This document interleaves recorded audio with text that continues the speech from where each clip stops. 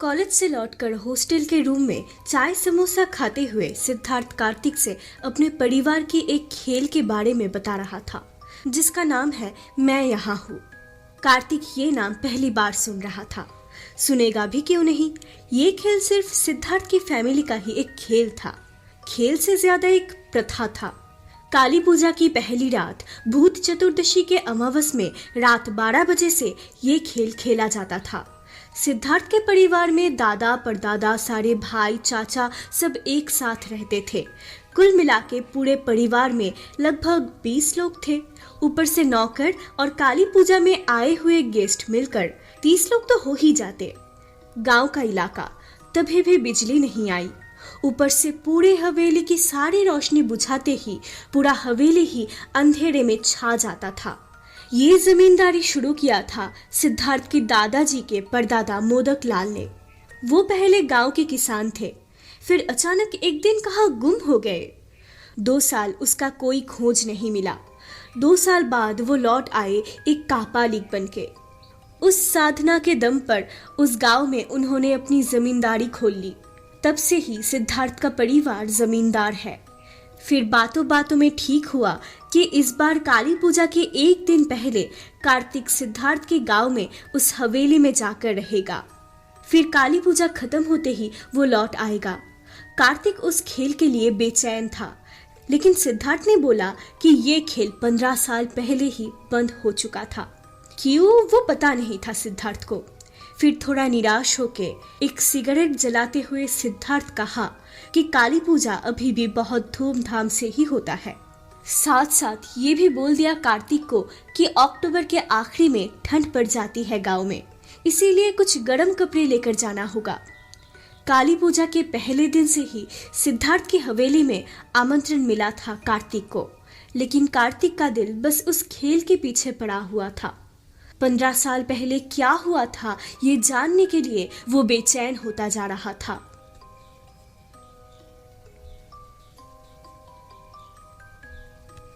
जिस दिन कार्तिक सिद्धार्थ के साथ उसके गांव आया, उस दिन सूरज ढलने वाला था। गांव में मिट्टी की रस्ते के ऊपर उन लोगों की गाड़ी बहुत मुश्किल से उस हवेली के पास आ पहुंची। हवेली का मेन गेट 12 फीट ऊंचा। पता नहीं क्यों डूबते सूरज की किरणों से देखकर उस हवेली को माया भी लगने लगा कार्तिक को। गाड़ी से उतर के दरवाजे के पास आया वो दोनों। वहां सिद्धार्थ के दादाजी आके कार्तिक को अंदर ले गए। अंदर हवेली के सारे सदस्यों से मिला कार्तिक। शाम के वक्त छत पे सब लोग मिलके गप्पे मार रहे थे और शाम आते ही इस गांव में अंधेरा छा जाता है, क्योंकि अभी तक यहाँ पे बिजली नहीं आई। लेकिन गांव में किसी को कोई दिक्कत नहीं होता इसमें। वहीं पे सिद्धार्थ के दादाजी बोल उठे इस हवेली का इतिहास। 400 साल पहले यहाँ जंगल था। जंगल इतना खतरनाक और काली शक्ति से भरा हुआ था कि लोग दिन में भी इसके आसपास नहीं आ पाते। फिर दादाजी के परदादा मोदक लाल खेती छोड़कर इस जंगल में ही साधना करके एक कापालिक बने थे। फिर उस जंगल और आसपास के और कुछ गांव मिला के उसने ये जमींदारी बनाई। लेकिन जमींदार बनने के बाद भी अपने प्रजा पे अत्याचार करना, मारना पीटना, सारे दुष्कर्म करते रहते थे वो। मोदक लाल ने अपनी साधनाओं से काली शक्तियों को भी प्रजाओं पे अत्याचार करने के लिए लगा दिया था। इस खानदान का इतिहास ही पूरा लहूलुहान है। ऐसे वक्त पे कार्तिक ने उस खेल के बारे में पूछ लिया जिसका नाम था मैं यहाँ हूँ। दिए की रोशनी में कार्तिक ने साफ देखा कि खेल का नाम सुनते ही दादाजी के चेहरे का रंग उड़ गया। फिर दादाजी ने कहा, ये खेल बहुत ही अजीब था। अमावस्या की रात में इतने बड़े हवेली में जब सारे रोशनी बुझा दिए जाते हैं, तब ये हवेली पूरा भूल भुलैया हो जाता है। काली पूजा या दिवाली के पहली रात की अमावस में जब हर जगह काली शक्तियां जाग उठती है, तब बंगाल में भूत चतुर्दशी का पालन इस काली शक्तियों से बचने के लिए ही होता है। घर के चारों तरफ ठीक 14 दिए जलाए जाते हैं।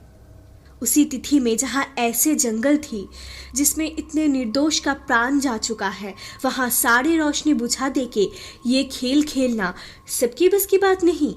ये खेल एक साइलेंट गेम है। इस खेल में जितने सदस्य होंगे उतने पर्ची होंगे। सारे पर्ची सफेद रहेगा, सिर्फ एक में लिखा होगा मैं यहाँ हूँ। किसको मैं यहाँ हूँ मिला है वो किसी को नहीं पता होगा। फिर हवेली के सारी रोशनी बुझा दिए जाएंगे। जिसको मैं यहाँ हूँ मिला वो सबसे पहले कमरे से बाहर जाएगा। फिर एक एक करके बाकी लोग बाहर आके उसी को ढूंढेंगे, लेकिन कोई हवेली के गेट के बाहर नहीं जा पाएगा।